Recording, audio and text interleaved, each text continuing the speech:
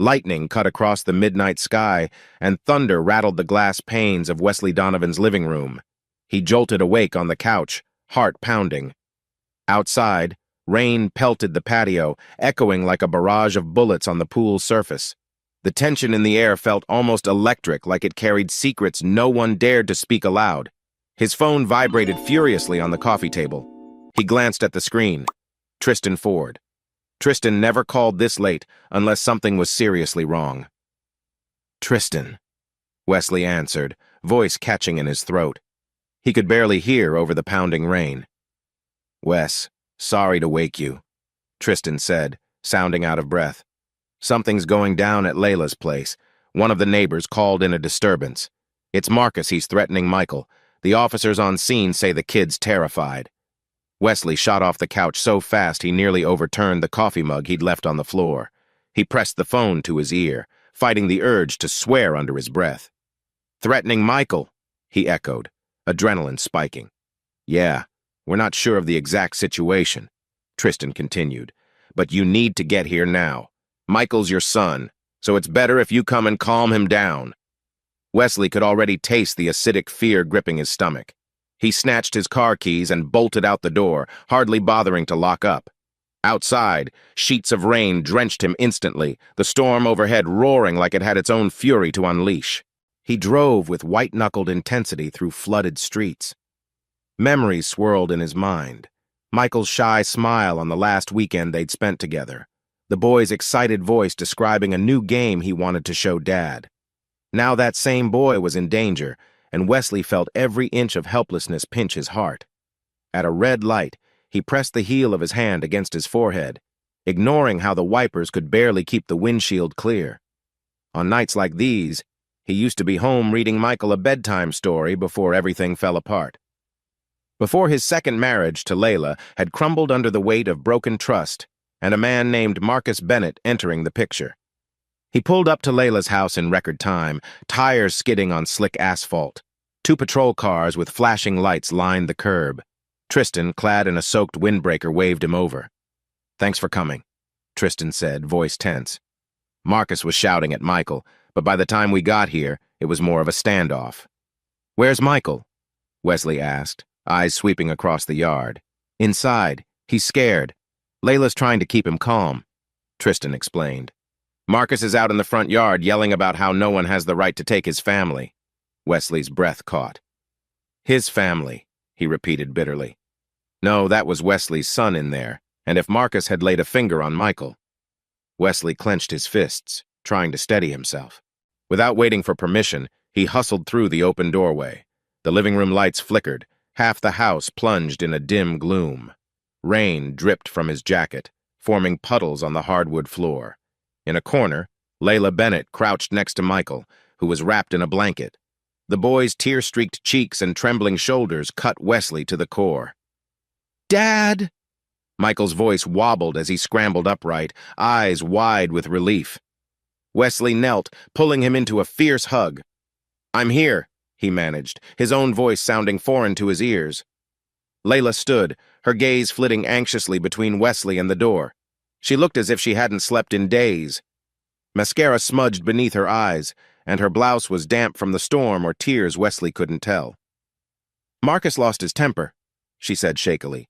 "He had a few drinks tonight and—" Wesley cut her off, his tone sharper than he intended. "He threatened my son."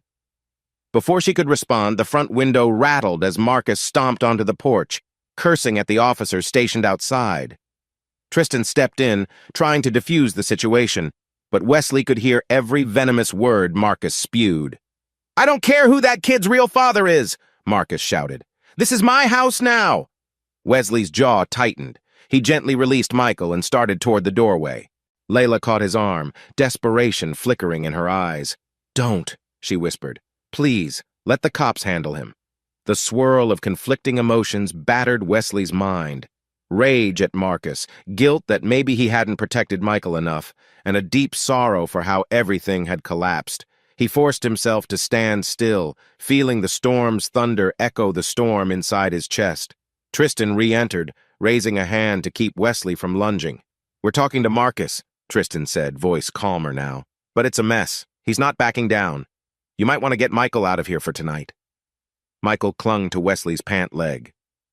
Dad, can we go home? The boy pleaded softly, eyes brimming with fear and fatigue. Wesley nodded. Yeah, kiddo, we'll go. Grab your jacket. Outside, lightning flashed again, illuminating Marcus's furious expression as two other officers tried to talk him down. Wesley felt the tension coil in his gut, but he needed to be strong for Michael. We'll discuss everything at the station, Tristan said, patting Wesley's shoulder. For now, just get him to safety. So Wesley did. He shielded Michael's small frame from the rain, guiding him to the car. The child's tiny hand gripped Wesley's so tightly it felt like a lifeline. For Wesley, that grip was a reminder he couldn't ignore. He had to protect his son, no matter what. As they drove away, red and blue lights reflecting in the rearview mirror, Wesley's heartbeat thundered in his ears. The night storm might pass by dawn, but the larger battle with Marcus Bennett was just beginning. Wesley sat in his dimly lit living room, the remnants of last night's storm still dripping off the eaves outside. Michael was curled up on the couch, hugging a stuffed raccoon. The boy looked exhausted. After they'd left Layla's, Tristan had suggested they talk to a lawyer as soon as possible, but it was the middle of the night. There wasn't much Wesley could do except wait till morning and reflect on how he reached this point.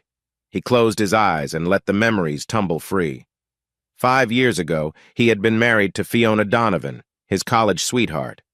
For a while, they seemed like the poster couple. Two young professionals climbing career ladders, hosting barbecues on Sundays. But it all imploded when Fiona had an affair with her supervisor. Wesley felt the ugly taste of betrayal in the back of his throat even now. After the truth spilled out, Fiona was fired, their marriage ended, and she vanished from his life. The sense of failure clung to him like a stubborn stain. For a year he threw himself into work, becoming more of a workaholic than ever anything to avoid the aftermath of a broken heart. Then he met Layla at a networking event. She was vivacious, charming, already a single mom to two young girls, Chloe and Gemma. Wesley admired her resilience, how she juggled 2 kids and a demanding job. They married quickly, spurred on by the spark of new love. He remembered the day Michael was born, the tiny infant gripping Wesley's finger, the nurse smiling, "He has your eyes." For a while they were happy even if Wesley's long work hours sometimes kept him away. But that's where the cracks formed. Late nights at the school, endless weekend projects for his post-grad degrees. Layla tried to get him to slow down. She needed help with Chloe and Gemma. He promised next month or next semester, always looking ahead instead of focusing on the present. Then came Marcus Bennett, an acquaintance of Layla's from a community volunteer group. Wesley first brushed him off as a friendly neighbor. Over time, though, the man overstepped boundaries, becoming overly involved in Layla's life. When Wesley realized Marcus wasn't just a friend, the betrayal crashed down. Or maybe, Wesley thought in his darkest hours, he had set the stage by neglecting his own family. He sighed, running a hand through his disheveled hair. He glanced at Michael, who was dozing. The kid was so small, especially on a grown-up couch. Wesley felt a pang of guilt. He'd once believed he could give Michael a secure home with siblings who loved him, a mother who adored him, and a father who'd do anything to keep that family afloat. Instead, the harsh reality. Layla filed for divorce, promptly marrying Marcus. Now Michael was caught in the crossfire. As dawn's gray light crept through the window, Wesley decided to call a local attorney, Bennett Harris, a coincidence that they shared a surname with Marcus, but no relation. Harris was known for handling messy custody disputes. "Michael, buddy," Wesley said quietly, gently nudging the boy's shoulder. "We need to get some breakfast soon. We have a busy day, maybe see a lawyer." Michael blinked, trying to wake up. "Dad, will I have to go back to Mom's house? Marcus scares me. He yells at me all the time." Wesley's chest tightened. He mustered a calm voice. "Not if I can help it. Let's figure this out together, okay?" 10 minutes later, he found some cereal for Michael. While the kid ate, Wesley dialed Harris's office. A drowsy receptionist assured him they could squeeze him in for a late morning appointment. That was something. His phone buzzed again, Tristan texting. "Tristan. Morning. Marcus cooled off, but he's angry. PD only gave him a warning for now. Sorry, man. You should go legal ASAP. Wesley's jaw clenched. He typed back a quick thanks. The law was black and white, but this situation felt swirling gray. If Marcus had physically hurt Michael, the cops could have stepped in more decisively. For now, everything hinged on these threats, which could be spun as family drama. Standing by the sliding glass doors, Wesley watched the last of the rain drip off his patio umbrella. The sky was bleak, but at least the thunder had faded. With Michael in tow, he would head downtown soon. Before stepping out, his mind flickered to another memory, this time of Gemma and Chloe, Layla's daughters. He hadn't spoken to them in weeks, not since the last arranged visitation with Michael. The girls used to call him Dad, too, even though they weren't his biologically. He wondered if they felt trapped with Marcus around, if they were safe at all. A wave of urgency pulsed through him. He had to protect Michael from the same dynamic. That meant stepping up in a way he'd failed to do in the past, and not letting fear or fatigue stop him. "Ready to go, buddy?" Wesley asked, scooping up car keys. Michael nodded, slipping on his small sneakers. "Yeah, Dad." Wesley placed a steadying hand on his son's shoulder. Despite all the regrets, he realized he had a chance now to put his child's needs first. The day stretched ahead, uncertain but loaded with possibility, and Wesley intended to fight for Michael with everything he had. By late morning, Wesley and Michael found themselves in the cramped waiting area of the local police station. The overhead fluorescents hummed, and a persistent squeak from the front door's hinge punctuated the awkward silence.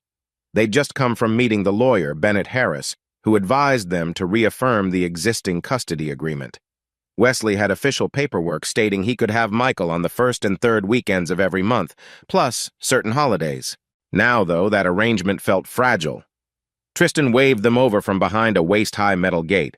"Hey, thanks for stopping in," he said, an apologetic smile crossing his face. "We need to finalize a statement about last night." "Is Marcus here?" Wesley asked, keeping a protective hand on Michael's shoulder. "He's talking to another officer," Tristan replied. "Layla's with him. She's claiming it was all just a misunderstanding." Wesley's stomach churned. Layla defending Marcus again. He understood she might be in denial or fear, but it still stung like a fresh wound every time she sided with that man. They followed Tristan down a narrow hallway lined with scuffed file cabinets. He guided them into a small interrogation room. A fluorescent bulb flickered overhead, casting everything in a faint, nervous light. A second officer, Officer Blevins, greeted them and offered Michael a seat next to a desk where crayons and a stack of coloring pages were laid out. The attempt at comforting children in a police environment felt simultaneously kind and tragic. "Michael," Tristan said softly, crouching to the boy's eye level, "I need to ask you about what happened last night. Is that okay?" Michael cast a worried glance at Wesley, who nodded encouragingly. Okay?" the boy whispered. While Officer Blevins took notes, Tristan gently asked Michael about Marcus's behavior, the yelling, whether Marcus ever pushed him, how often these outbursts occurred. Michael answered in halting sentences, each word seeming to chip away at Wesley's composure. The child described how Marcus had told him to get out of the way, how he'd thrown a remote control across the room when Michael didn't switch off a cartoon quickly enough. By the time Michael finished, Wesley felt his hands shaking with suppressed anger. He kept quiet, though Tristan's calm, measured approach was key to documenting the truth. "Thank you, buddy," Tristan said, setting down his pen. "You did a good job telling us what happened." As if on cue, the door swung open. Layla entered, eyes flickering to Michael, then to Wesley, with a complicated expression part guilt, part frustration. Right behind her strode Marcus Bennett, sporting a bitter sneer. "There they are," Marcus muttered, "acting like I'm some monster." Tristan stood, holding up a hand.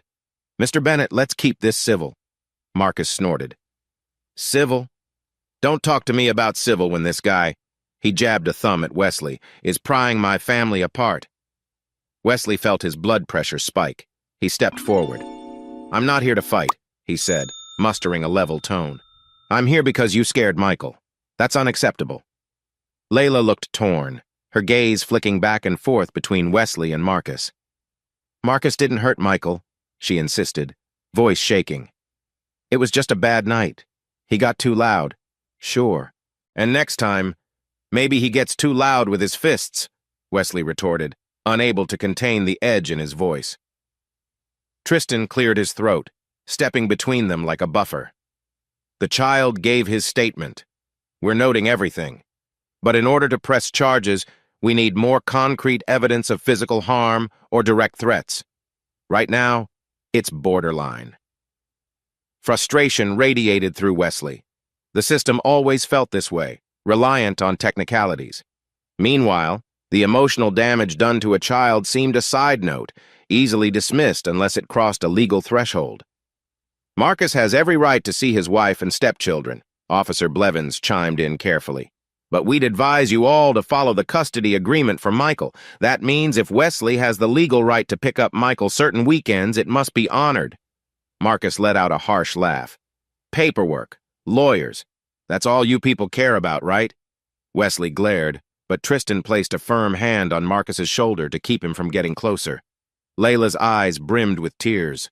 She opened her mouth as if to say something, but no words came out. Let's end this for now, Tristan declared. Wesley, you can take Michael home. We'll keep a record of everything said here. If anything else happens, contact me immediately. Marcus scowled. Don't think this is over, he hissed at Wesley, his voice dangerously low. I'm still Layla's husband, and Michael lives under our roof too. You can't just swoop in whenever you feel like it. Wesley found himself shaking. The anger, the worry, the heartbreak, it all clashed inside him, leaving him unsure whether to shout or walk away. Michael stood up from the desk, crayons forgotten, eyes wide with confusion. Wesley exhaled slowly, forcing composure, then took Michael's hand. He cast one final look at Layla, silently pleading for her to realize the path she was on. But Layla lowered her gaze, avoiding his eyes. Thanks for your time, Wesley said to Tristan and Officer Blevins, choosing to leave before he said something he'd regret. As they exited the police station, Michael squeezed Wesley's hand.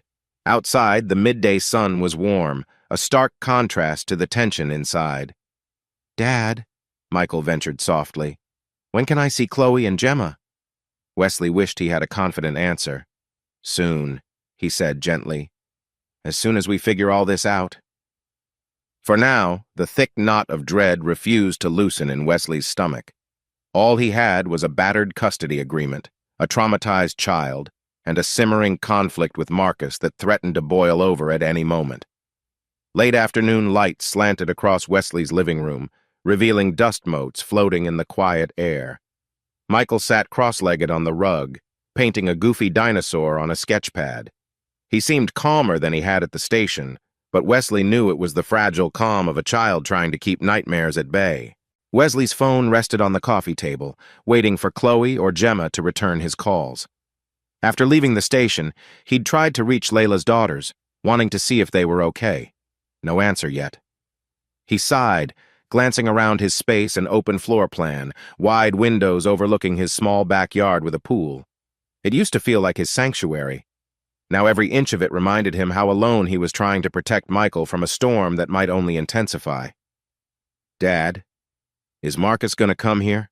Michael asked suddenly, his paintbrush hovering mid-stroke.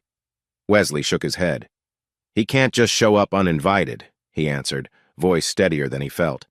We have the paperwork, and if he tries anything, Tristan will handle it. Michael nodded but didn't look convinced. Silence settled over them. Wesley's mind drifted to old memories, ones he'd buried under the chaos.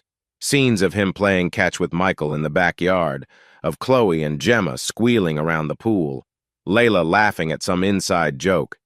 That was only a couple of years ago, yet it felt like a lifetime. He paced toward the kitchen counter, checking the mail, bills and flyers, nothing that would lighten his mood. He paused at a photo tacked to the fridge, Michael's kindergarten graduation picture, with Chloe and Gemma on either side, hugging him. They were all smiling so wide. He swallowed hard. Had he really been so busy that he missed the cracks forming in Layla's heart? His phone buzzed. He snatched it up, hopeful, but the screen showed an unknown local number. Hello? He answered. Is this Wesley Donovan? A young female voice asked. Yes. Hi, it's Gemma. Sorry, I'm using a friend's phone. Mom took mine away for the afternoon. Wesley's pulse quickened. Gemma, are you okay? She hesitated as though choosing her words carefully. We're fine, I guess. Chloe and I just wanted you to know Marcus was furious when he got home. He and Mom were yelling for hours. Chloe locked herself in our room. Wesley closed his eyes, summoning calm. Did he hurt you or your mom?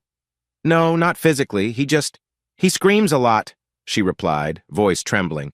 We're worried about Michael, but Mom says everything's under control. The bitterness in Wesley's chest flared. I have Michael here. He's safe. Gemma, if you ever feel scared or threatened, call me right away. You understand? She murmured a soft, yeah. Then, I gotta go. Chloe's waving at me. We might be leaving soon. Mom said something about a short trip tomorrow to clear the air. I'm not sure, but I just wanted to let you know we're not mad at you or anything. We miss you. I miss you too, Wesley said, fighting to keep his voice steady. Take care, okay? And call if you need me. She hung up. Wesley stared at the phone, mind whirring with 1,000 anxious thoughts. A short trip? Where was Layla planning on taking the girls, and possibly Marcus? Sensing his dad's tension, Michael set aside his paintbrush and stood. Dad, he said tentatively, are Chloe and Gemma okay? Wesley forced a small smile. They're fine, buddy. They say hello. Michael studied his father's face as though searching for cracks in the facade. I miss them, he whispered. Wesley knelt to Michael's level. I know, champ. We'll figure this out. I promise. Nightfall approached, the living room drenched in orange-pink light from the setting sun. Wesley set about making a simple dinner mac and cheese, the staple of anxious fathers everywhere. He noticed Michael pushing the noodles around, half-eaten. The kid's appetite was as shaky as Wesley's. Afterward, they moved to the couch. Michael dozed off against Wesley's side, the flicker of a muted TV casting soft shadows. Outside, the once violent clouds had completely dispersed, leaving only the hush of a still evening. Yet inside Wesley's mind, a storm raged on. Marcus was like a ticking bomb, and Layla was either unable or unwilling to defuse him. Meanwhile, Wesley's custody arrangement was about as solid as a sandcastle against the tide if last night proved anything. It was that enforcing the agreement wouldn't be smooth. He ran a hand over Michael's hair, a gesture of reassurance as the boy slept. Wesley couldn't fully relax, though. There was too much fear, too many possibilities of what could go wrong. But in this silent moment, the child's steady breathing felt like the only grounding force. Wesley gazed at the window, where the reflection of father and son huddled on the couch reminded him of what truly mattered. He had to protect Michael, even if it meant confronting Marcus Hedden, even if it meant wrestling with his own guilt and regrets about Fiona, about Layla, about everything. No more running, no more letting life slip by while he was busy planning some future that never arrived. Tonight, in the hush of a storm-free sky, Wesley promised himself he would not fail again. Suncrest High rose against a bright morning sky, the sprawling campus framed by a row of leafy oaks. Wesley Donovan pulled into the parking lot, gripping the steering wheel with more tension than usual. Even though the asphalt gleamed under the warm sun, he felt a chill of apprehension. He stepped out, gazing up at the main building's glass facade. Years ago, he'd been the dynamic basketball coach here. Now, he'd be navigating a fresh role, master-teacher mentoring. The shift felt daunting, especially with everything happening in his personal life. Marcus's hostility, Michael's fear, Layla's uncertain stance. But maybe, Wesley thought, focusing on his new job could provide a measure of stability. Walking through the front doors, he caught a whiff of waxed floors and fresh bulletin boards. Teachers bustled past, arms loaded with papers and textbooks. Students in bright shirts chatted in the hall, energy crackling like static. "Mr. Donovan," a voice called. He turned to see Principal Whitaker, a tall woman with salt and pepper hair and a handshake so firm it nearly rattled his wrist. She gave him a brisk nod. "Welcome back in your new capacity," Whitaker said, smiling. "You'll still teach one advanced math class, but you'll also mentor 3 newcomers. Any concerns?" Wesley squared his shoulders. "I'm ready to give them my best." Good, she replied, then paused, voice lowering in concern. Heard some chatter about family troubles. If you need time or flexibility, let me know. His chest tightened. News traveled fast. I'll manage, he said quietly, hoping to sound more confident than he felt. In the teacher's lounge, an airy space lined with comfy chairs and a coffee station, Wesley found 3 newly hired teachers waiting. Walter Gill, a broad-shouldered man in his late 40s, rose to greet him first. He sported a military-style haircut and a crisp button-down. I served in the Marines, Walter explained, a polite grin on his face. Now I'm teaching U.S. history. Been told you're my mentor. Yes, welcome, Wesley replied, shaking hands. We'll set up a schedule soon. Next, Carol Singer offered a small wave, looking a bit frazzled. She clutched a tote bag stuffed with folders. Lines of fatigue etched around her eyes, suggesting sleepless nights. I'm Carol, she said, voice soft. I'll be teaching sophomore science. First time back in the workforce since my kids were born. Wesley recalled the principal mentioning Carol's complicated family situation, recently separated from her husband. He nodded encouragingly. We'll make sure you settle in well. And then he saw Veronica Wolf. She stood near the window, a fresh-faced, 23-year-old with a warm smile. She wore a simple blouse and pencil skirt, her dark hair pinned back. She looked eager yet slightly nervous. Veronica Wolf, she introduced herself, extending a hand. First year teaching English Lit. I'm excited but also kinda terrified. Wesley shook her hand, feeling a curious spark of recognition, as if he'd seen that smile before. Don't worry, we'll get you all the tools you need. Principal Whitaker excused herself, leaving them to chat. Wesley realized the day would be busy. He had lesson plans for an AP calculus class, plus a stack of orientation packets for these 3 new teachers. He guided them to the faculty lounge's round table, where they started discussing schedules. We'll do weekly check-ins, Wesley said, flipping through a folder. I'll observe a few classes each week and give feedback. If you have any questions, classroom management, lesson pacing, bring them to me anytime. Walter nodded seriously, while Carol scribbled notes. Veronica tapped her pen against the table, seeming to weigh a question. So, she began, the principal mentioned you might become our master teacher lead? Possibly even a department head or assistant principal? Wesley exhaled, recalling the earlier conversation. He noticed Walter and Carol also perked up, clearly curious. That's under discussion, he admitted. I do have a PhD in education, but things at home are... He trailed off, not wanting to overshare. Let's just say I'm still deciding. Veronica gave him a sympathetic glance, but Walter spared him any awkwardness by jumping to a question about seating charts and discipline. The talk veered into strategies for engaging restless students, a topic Wesley could handle in his sleep. Yet beneath the practicalities, Wesley's mind roamed. This job shift was a blessing of sorts, removing him from the hyper-competitive coaching environment. But the underlying reason his personal turmoil gnawed at him. He tried to refocus on the conversation, ignoring the uneasy swirl of thoughts about Michael's safety. When the meeting wrapped up, Carol lingered to ask about daycare options for teachers with kids. Walter headed off to find his classroom. Veronica lingered last, adjusting the strap of her purse. Thanks for the guidance, she said. I'm sure it'll take me a while to feel competent, though. Wesley smiled, hoping to project calm. It's normal. My first year I felt like I was constantly drowning in lesson plans.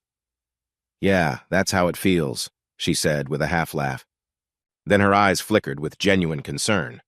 If you need someone to talk to about whatever's going on outside these walls, I'm a good listener. He froze for a moment. I appreciate that, he managed, but I'll be okay. The last thing he wanted was to burden a colleague, especially a brand new teacher. Veronica gave a small nod, an understanding glint in her eyes. All right, just thought I'd offer. See you around, Dr. Donovan. She headed for the hallway, leaving a subtle echo of warmth behind her words. He stood there a moment, letting the hush of the lounge envelop him. This was a fresh start, yet ghosts of his family's troubles dogged every thought. Still, he had a job to do. Mentoring might be the distraction he needed. Straightening his tie, Wesley stepped into the corridor, determined to meet this professional challenge head-on. By late afternoon, the hallways of Suncrest High thinned out, students dashing to after-school clubs or sports.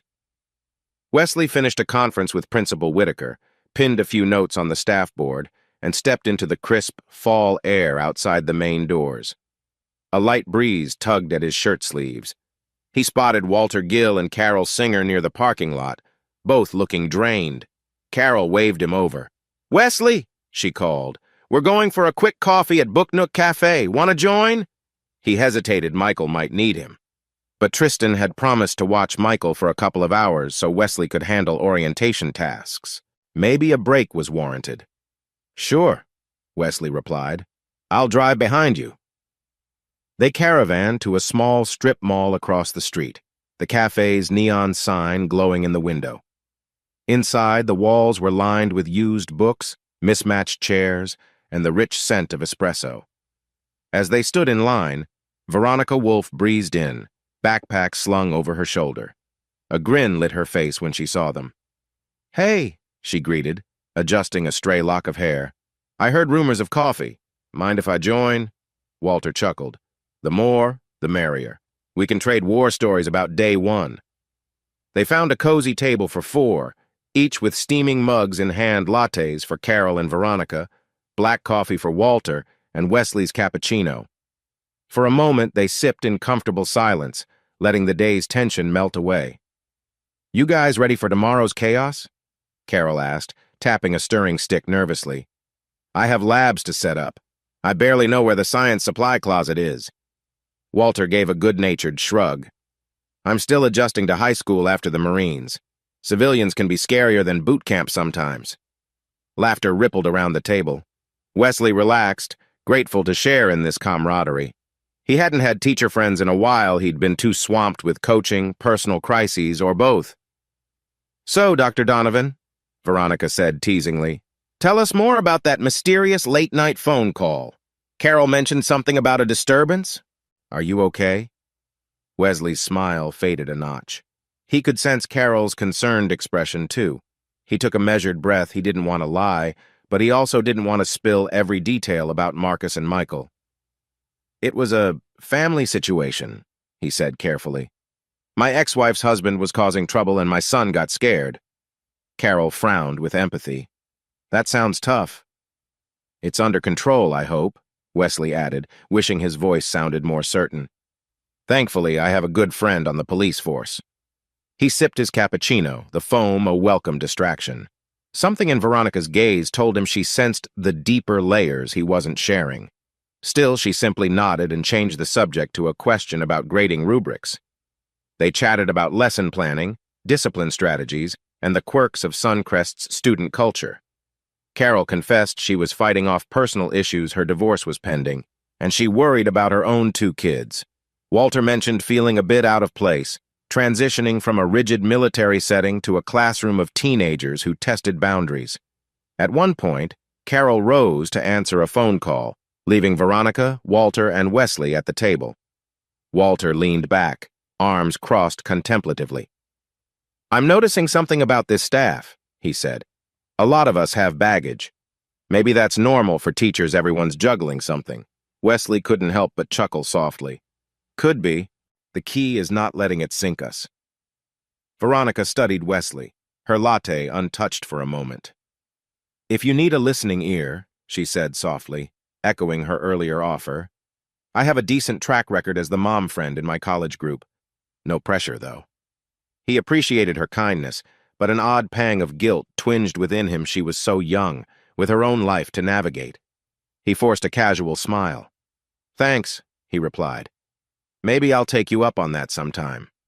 Carol returned, looking slightly subdued. "Sorry," she murmured, reclaiming her seat. "Ex-husband drama." She tried to force a laugh, but her eyes betrayed exhaustion. Veronica glanced around, then leaned forward conspiratorially. "You know, if we keep meeting like this, we'll start a support group teachers in turmoil." A round of heartfelt laughter followed. For a short time, they forgot their problems, sharing humorous classroom anecdotes, like Walter's confusion with teenage slang or Carol's accidental mixing of two chemicals in a panic. Wesley even told a quick story about the bizarre pranks his AP math students used to pull. By the time they stepped out into the twilight, Wesley felt a measure of relief. The synergy between them was genuine. Perhaps he'd found new allies, people who understood that behind every lecture and assignment lay a personal story, a struggle to find balance. He drove home feeling lighter, although the concerns about Michael and Marcus still hovered like clouds on the horizon. But he took comfort in the knowledge that, at school at least, he wasn't alone.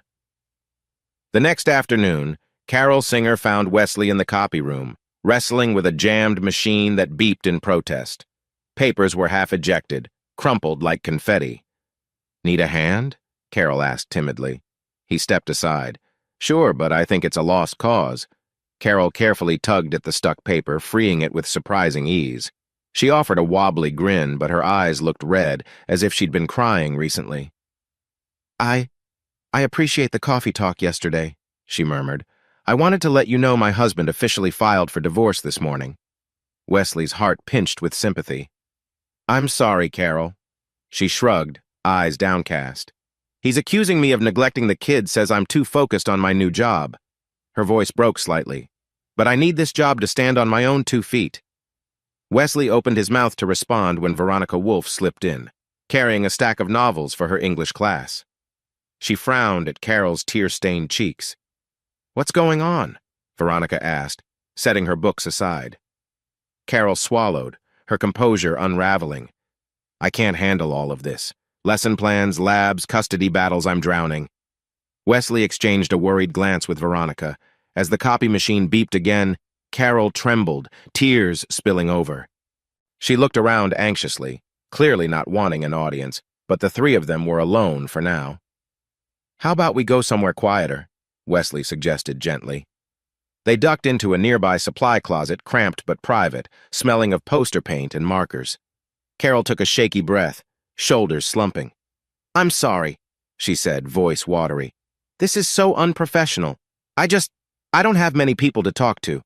My kids are confused, and my mother keeps telling me to quit the job. My husband's being, well, you know." Veronica rested a hand on Carol's back. "It's okay. You're human first, teacher second. Don't apologize." Wesley nodded. "You do have colleagues who care. Look, I can help organize your upcoming labs. Veronica could maybe watch your class for a few minutes if you need a break." Carol sniffled, dabbing her eyes with a tissue. "Really? I'm not used to leaning on people." "We're a team," Veronica said softly. "Let us help." After a few moments, Carol exhaled, as if releasing a heavy burden. "Thank you. It means a lot. I can't let my personal crisis ruin my first semester teaching." "We'll figure it out," Wesley assured her. "One step at a time." Outside, the final bell rang for class changes. Carol straightened, attempting a brave face. Veronica gave her a supportive nod. "I'll swing by your room after school," Veronica offered. "We can plan next week's lessons together. That'll free you up to handle anything else that comes your way." Carol mustered a small smile. "Deal." They exited the supply closet, and Carol hurried off to her next class. Wesley watched her go, feeling the weight of his own responsibilities. There was a sense of kinship in seeing others struggle. None of them were immune to life's storms. Veronica lingered a moment, tucking a stray hair behind her ear. "Wesley, I think she'll be okay. She just needs support.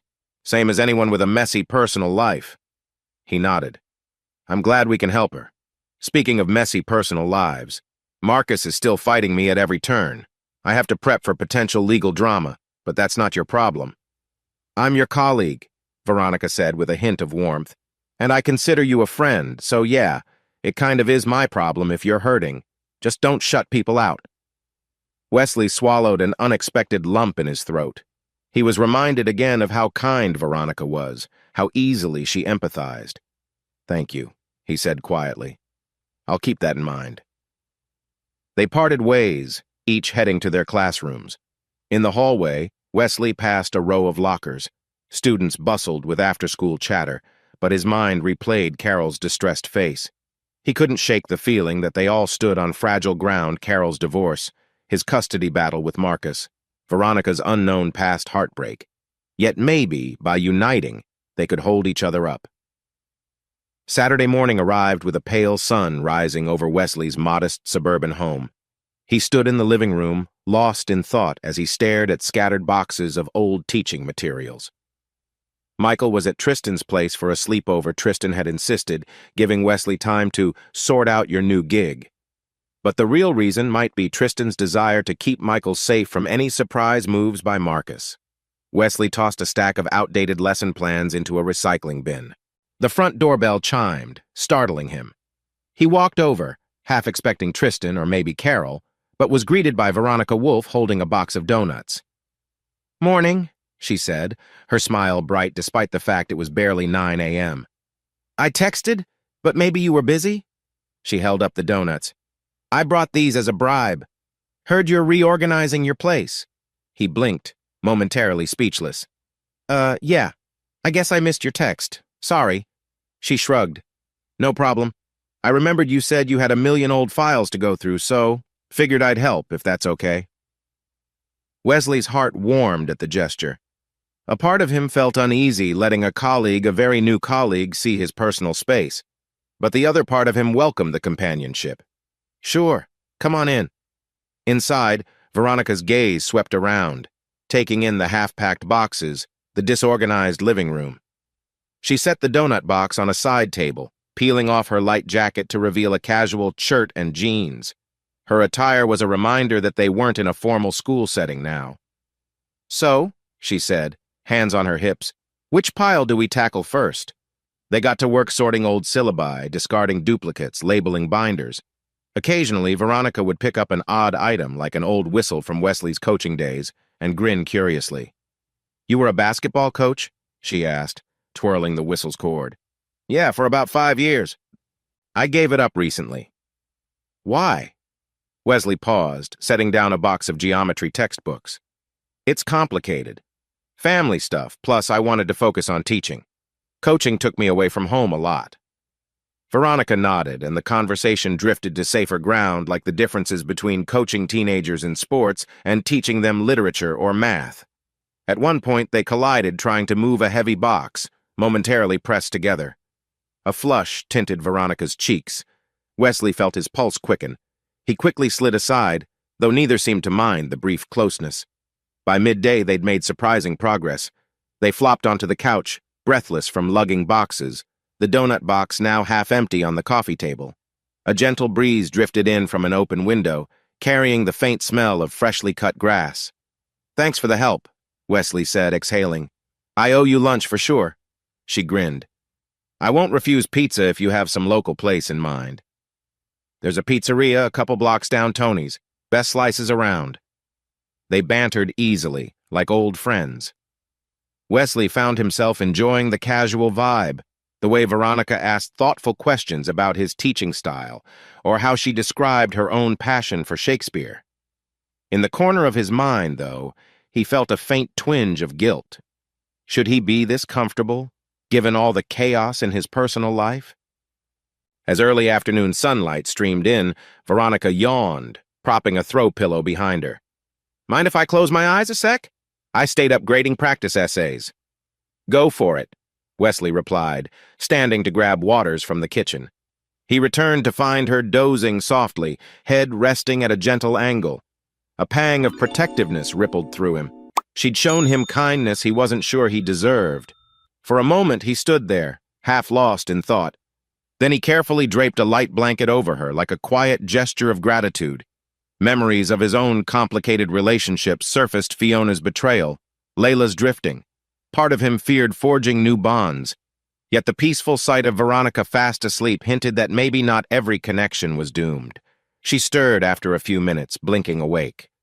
"Sorry," she murmured. "I didn't mean to crash like that." "No worries," Wesley assured her. "Let me grab my keys. I'll buy you that pizza now." They exchanged easy smiles. Something unspoken lingered in the air, an almost magnetic pull, but neither moved closer. Instead, they just stood, the moment hanging between them until Wesley cleared his throat, stepping aside to let her pass. "Pizza's calling," he joked, a gentle flush still warming his face.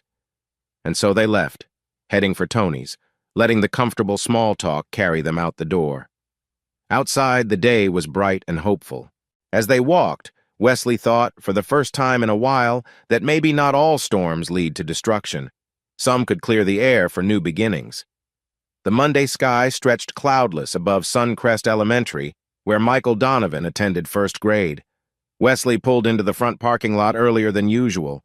His nerves fluttered like restless birds in his chest. He intended to collect Michael well before final bell, hoping to dodge any possibility of Marcus Bennett turning up. The tension between them had skyrocketed, especially after Marcus's drunken tirade and repeated hostility toward the boy. Tristan Ford, wearing plain clothes and a discreet badge at his hip, stepped from his silver sedan. He offered Wesley a quick nod.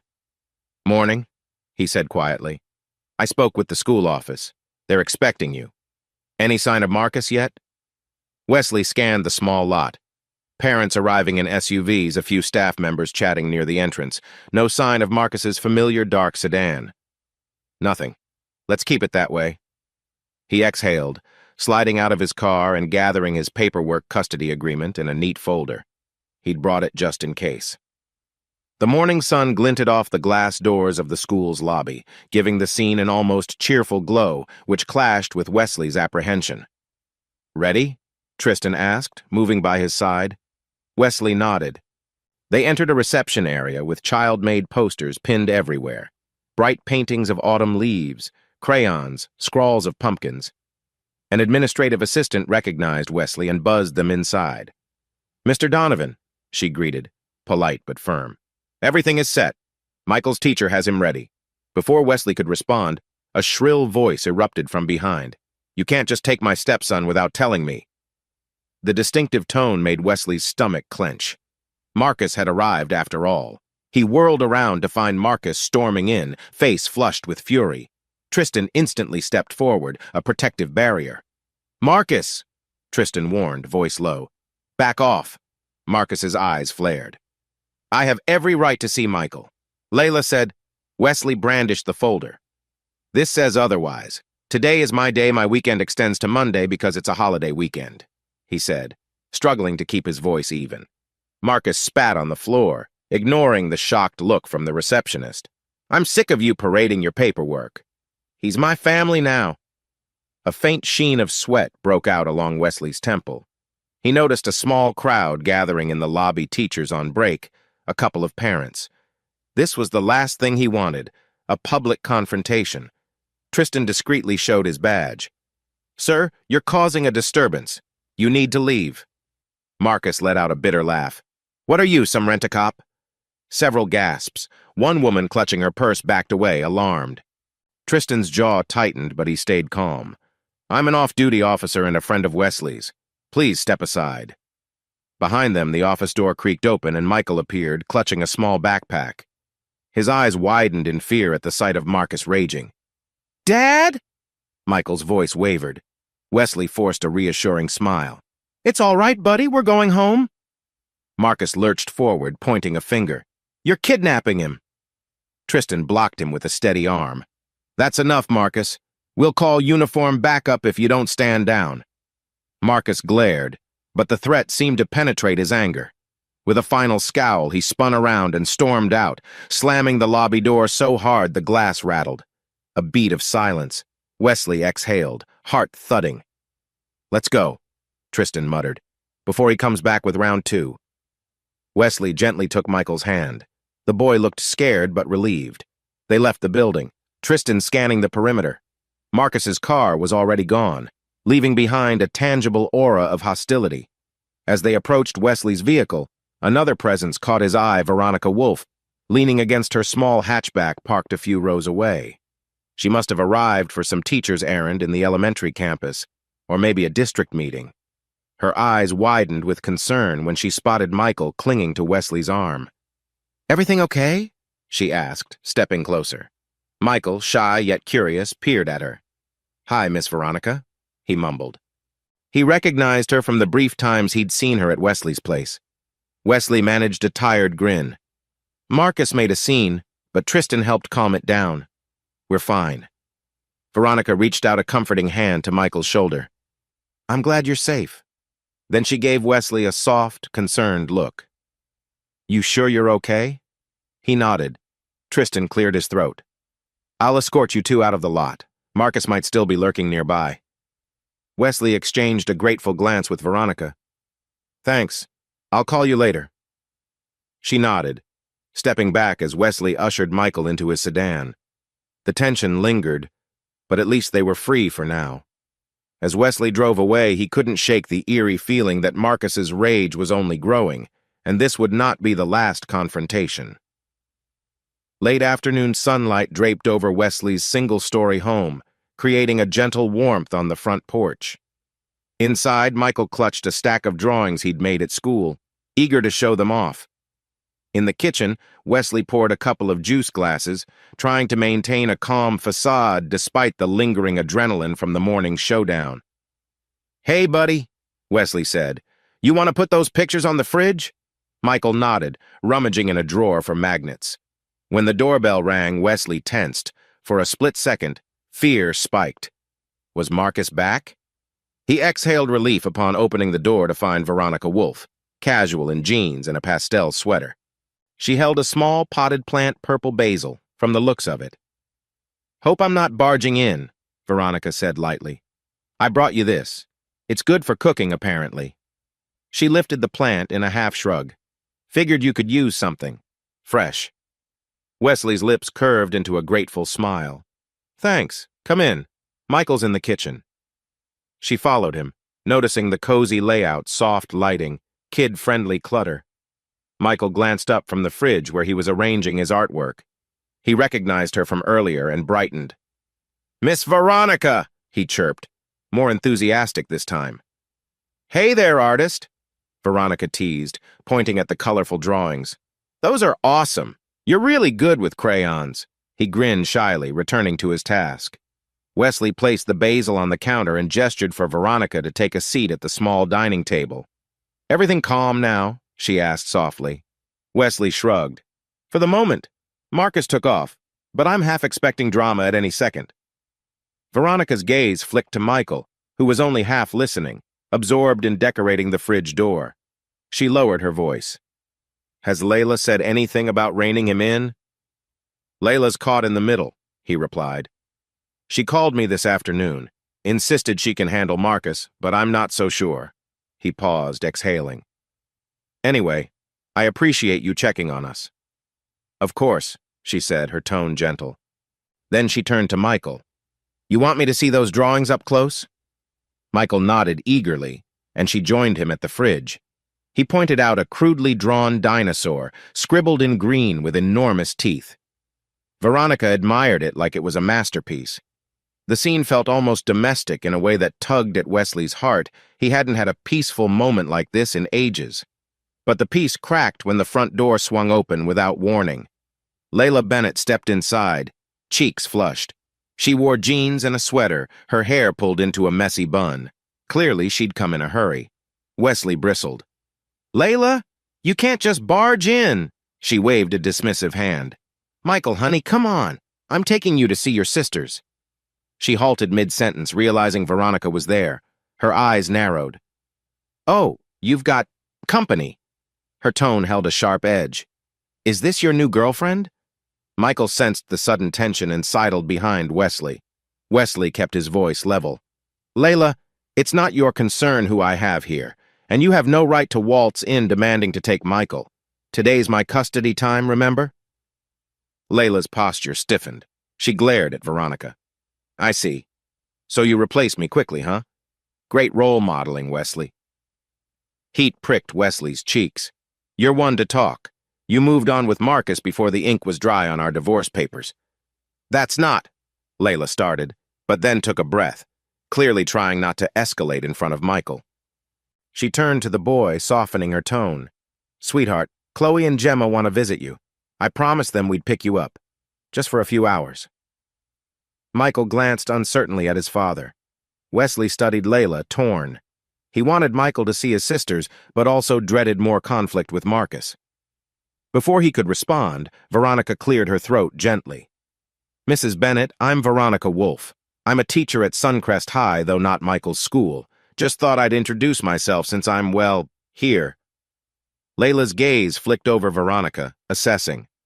A teacher, huh? She forced a polite nod, but still radiated unease. Look, Wesley said quietly. If you really plan to let Michael see Chloe and Gemma, fine. But I'm driving him and I'm staying. No chance I'm letting Marcus ambush us again. Layla sighed. Marcus isn't home, actually. He left after some argument we had. She bit her lip, genuine worry crossing her features. He's unpredictable. I don't want him near the kids right now either. A flicker of understanding passed between them, both protective of Michael, both wary of Marcus. Wesley eased the tension from his shoulders. All right, let's do this carefully. Michael, gather your jacket. We'll go see your sisters for a bit. Veronica stepped back, sensing it was a family matter. I should probably go, she said kindly. I just wanted to check in. Wesley walked her to the door. Thanks for everything, really. Layla watched from the kitchen, arms crossed. Once Veronica was gone, Layla muttered, You sure know how to pick 'em, Wesley. He shot her a look. Don't start. Let's focus on what's best for Michael, okay? She lowered her gaze, an edge of regret in her eyes. Fine. With that, they headed out, leaving the quiet house behind. Wesley felt a swirl of relief that Layla seemed to be acknowledging Marcus's danger, even if grudgingly. But conflict still simmered, threatening to boil over. He could almost hear the ticking of an invisible clock, counting down to whatever new chaos Marcus would bring next. Night draped the suburban streets in a hush. Outside Wesley's home, the porch light glowed softly, illuminating the driveway where his car sat. After returning from a brief visit with Chloe and Gemma, Michael was now asleep in his room, exhausted from an emotional day. Layla had parted ways, going back to her house with an uneasy truce. Wesley sipped a mug of tea in the living room, eyes flicking to his phone every few minutes. He felt jumpy, half expecting Marcus to crash in. But the call came from a different number, Chloe's. Dad? Her voice trembled slightly. She still called Wesley Dad, a habit from their time under one roof. Gemma and I found something. Really bad on Marcus's computer. Wesley's heartbeat stuttered. What do you mean? He left his laptop open. I know we shouldn't snoop, but we were worried about Mom. And oh God, there are files, videos, photos of minors, disgusting stuff. I feel sick, Dad. His stomach twisted. Chloe, take a deep breath. Where's your mom? She's upstairs. Marcus took off again. We're scared. Gemma wants to call the police, but we didn't know what to do, so we called you. A wave of horror and protectiveness surged through Wesley. This was the worst-case scenario Marcus involved with something beyond mere temper. Listen to me, kiddo. Don't confront him. Keep that computer safe if you can, but don't risk yourselves. I'm calling Tristan. Stay on the line. Chloe sniffled, trying to stay calm. In the background, Gemma's muffled voice sounded tearful. Wesley grabbed a second phone, his old landline, and dialed Tristan's personal number. Tristan, Wesley said the moment his friend answered. We have a serious situation. Chloe and Gemma found child pornography on Marcus's computer. He's not in the house right now, but... I'll get a team, Tristan replied, voice suddenly all business. Tell Chloe not to touch or close anything. We'll need it as evidence, but ensure they stay safe. Wesley relayed Tristan's instructions to Chloe, who whispered them to Gemma. We'll try, Chloe said, voice shaking. Mom's in shock. I just showed her one folder and she freaked out. Tristan's on the way, Wesley assured them. Stay calm. I'm coming too. He hung up, adrenaline pounding in his veins. For a split second, images of Marcus's vile behavior roiled in Wesley's mind. He shook them away, focusing on action. Child porn, this was a game changer. A monstrous crime that could finally get Marcus behind bars, not just warnings or petty assault charges. Wesley hastily scribbled a note for Michael if the boy woke. The babysitter next door could step in. He rushed out, driving through dark, winding streets toward Layla's house. The fluorescent glow of street lamps slid across his windshield, and the hum of the engine felt ominously loud in the silent night. He arrived to find a police cruiser already parked out front. Tristan stood on the porch with two other officers. The door was open, and as Wesley approached, a frigid breeze carried the tension from inside. Wes, Tristan greeted with a grim nod. We're collecting the computer as evidence. Layla's in shock. Chloe and Gemma are giving statements. Wesley clenched his fists. So it's real. Tristan's eyes darkened. All too real. This is felony territory. Marcus could face major charges if everything we suspect is confirmed. He paused. You did the right thing calling me. Inside, the living room lights were stark. Chloe and Gemma sat on the couch, blankets draped over their shoulders, eyes red from crying. Layla stood nearby, arms folded tight around herself. Mom's freaking out, Gemma whispered, spotting Wesley. She's never seen stuff like that before. Layla's gaze locked onto Wesley's. He's a monster, she choked out. All this time, I had no idea. Wesley approached carefully. I know. He placed a comforting hand on her arm, remembering all their heated arguments. Now it seemed trivial compared to this horror. Let the cops handle it. Are you okay? She gave a shaky nod but said nothing. An officer emerged from the hallway carrying a sealed evidence bag with a laptop inside. The tension in the air was palpable, as though the house itself recoiled from Marcus's evil. Just then, Marcus burst in through the front door, wild-eyed, reeking of alcohol. He froze, seeing Tristan and the other officers. His gaze darted to the evidence bag. Realization hit. What the hell? Marcus spat. That's mine! You can't take my property! Tristan blocked him. We have probable cause, Marcus. I suggest you remain silent.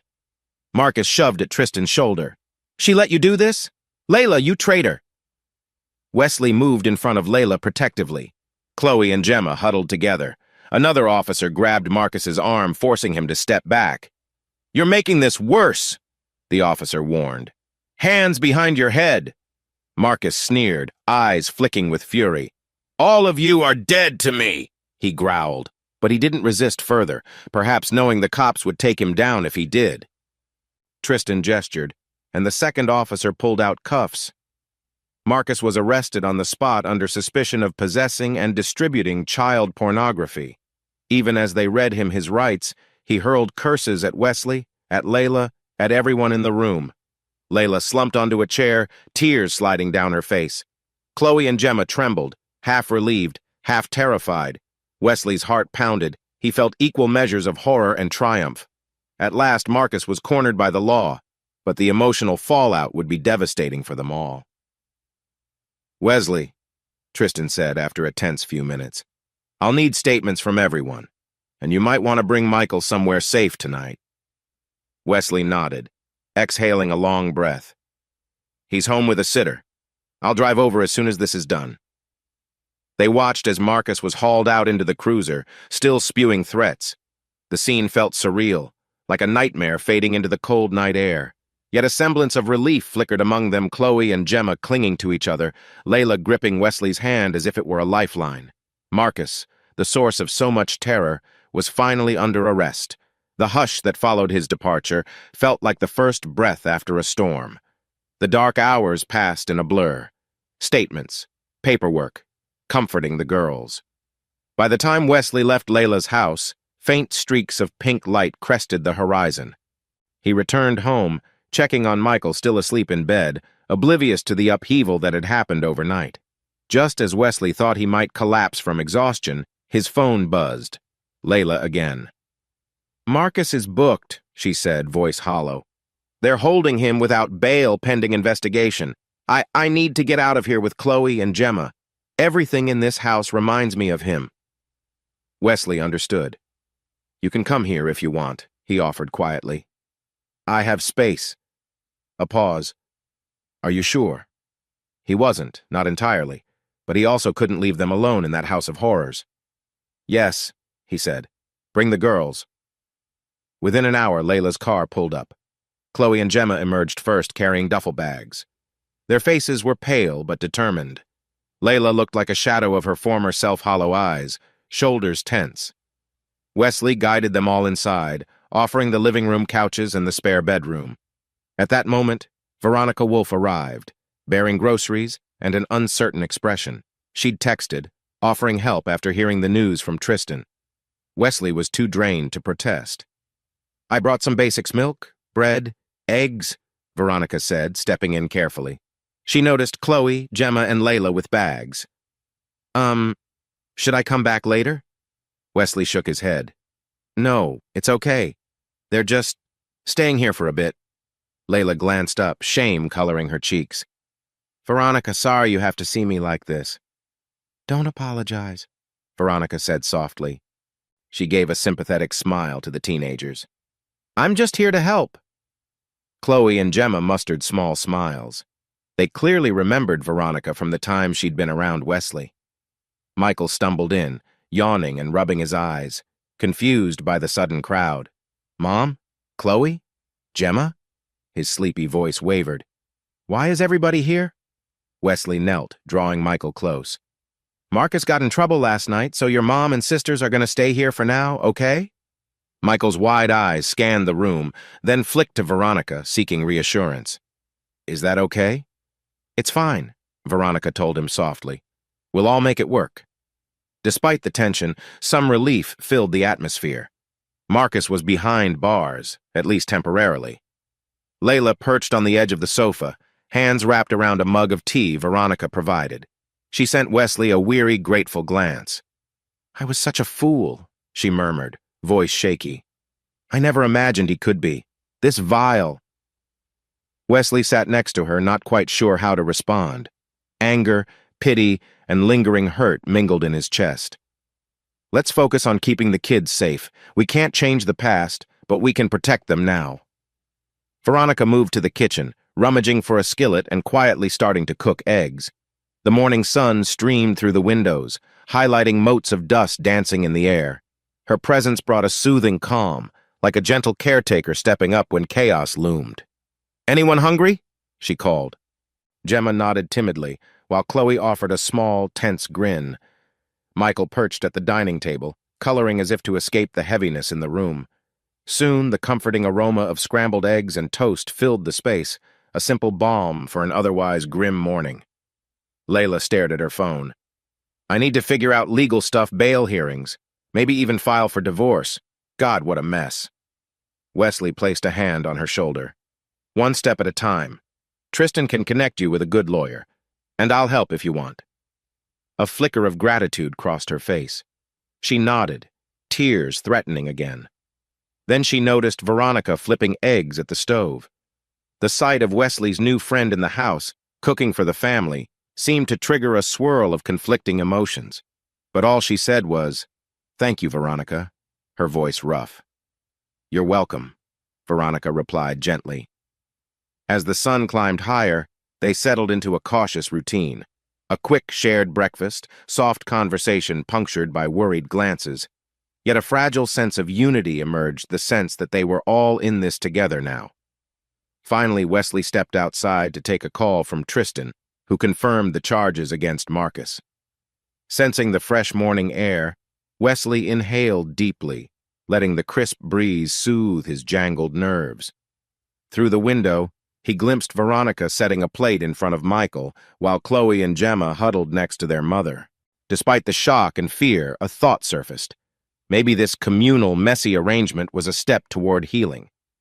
Marcus's arrest was the first real break in the cycle of threats and violence, and seeing Veronica so seamlessly help with Layla and the kids made Wesley realize just how deeply he appreciated her compassion. Back inside, he stood by the living room doorway. He cleared his throat to gather everyone's attention. Marcus is officially in custody, Wesley announced, voice steady. Tristan says he's going to face serious charges, so it might be a long road, but he can't hurt you right now. A tremor of relief passed over the group. Chloe let out a shaky breath. Gemma rubbed her eyes. Layla closed hers in silent gratitude. Michael kept coloring, but he flashed a slight smile, as if he sensed better days might be coming. Veronica turned off the stove and joined them, arms folded comfortably. I know it's overwhelming, she said softly, but you're not alone. Wesley met her gaze, a silent thank you resonating between them. He didn't know exactly what the future held, only that this moment, for all its strain and heartbreak, was strangely hopeful. They had one another's backs, and for now, that would have to be enough. Thus ended the longest night, giving way to the promise of dawn and a glimmer of unity in the face of turmoil. A gentle morning sun cast long beams across the Suncrest High parking lot. Wesley Donovan parked in his usual spot, feeling oddly like a returning soldier after battle. The last few weeks had been a whirlwind. Marcus Bennett was locked up awaiting trial, his vile actions exposed. Meanwhile, Layla and the children had temporarily leaned on Wesley's support before she moved in with her mother. Now, as Wesley slid out of his car, he couldn't help but exhale a deep, shaky breath of relief.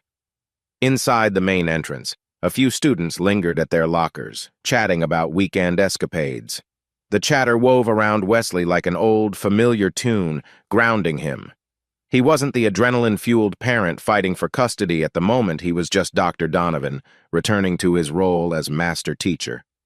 He dropped by the office to greet Principal Whitaker, a tall woman with a tidy gray bun and a warm, if no-nonsense, demeanor. "Welcome back," Principal Whitaker said, scanning him with kind but assessing eyes. "How's your son?" "He's safe," Wesley replied with a tight smile. "Thanks for asking. Marcus won't be bothering us for a while." She nodded knowingly. "If there's anything you need, let me know. And by the way, I'd like an update soon about your AP Calculus class. They're due for a midterm." "Sure, I'll drop by with the results." He paused, shifting the strap of his messenger bag. "I appreciate your support." Leaving the office, Wesley made a beeline for his classroom. He had a double block with AP Calculus that morning. He paused outside the door, noticing a new poster pinned up. "Congratulations to our award-winning mathletes." The knowledge that his students were thriving gave him a flicker of pride amid the chaos in his personal life. He spent the first period diving into derivatives and integrals, guiding students through complex problem sets. The routine soothed him, and by the time the bell rang, he felt re-anchored. In the hallway, he spotted Veronica Wolf weaving through the crowd, arms cradling a stack of freshly printed syllabi for her English classes. "Dr. Donovan," she called, a half-smile lighting her face. "I was hoping to catch you before lunch." Wesley's heart gave a subtle flip. The memory of their developing relationship, her gentle presence during the darkest nights, still warmed him. "Need a mentor check-in?" "You could say that," Veronica said, "but more like moral support. My juniors are diving into a Shakespeare unit, and some parents are complaining it's too old-fashioned." She rolled her eyes playfully. "I could use your advice." He offered a wry grin.